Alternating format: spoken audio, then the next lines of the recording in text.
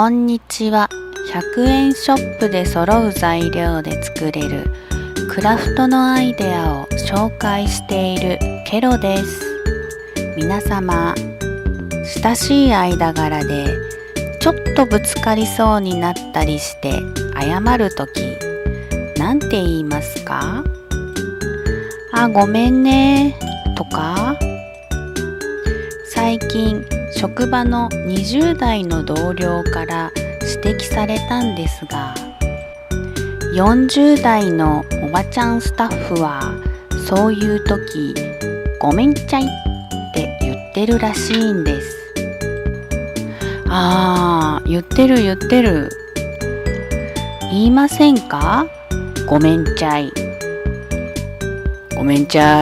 じゃなくてごめんちゃい。ちょっとふざけた感じで20代は言わないらしいんです。その20代のスタッフはごめんちゃいを聞いて笑うんです。ごめんなさいじゃなくてごめんちゃいを言う時の気持ちを分析してみました。悪い気持ちを素直に言うのが恥ずかしいみたいな、ちょっとふざけてその失敗をごまかしたいみたいな、かわいいつもりみたいな。一つ分かったことは、もう40代半ばのおばちゃんなのに精神的には20代のまま何も変わってない。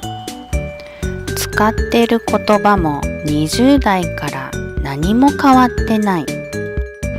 こんな風に考えてたら恥ずかしくなってきた。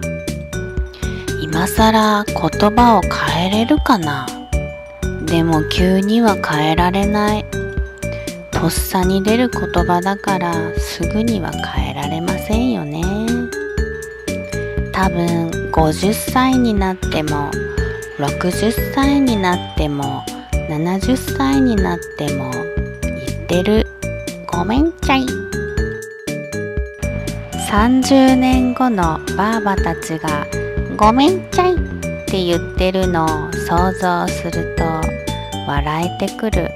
ふふふふふ。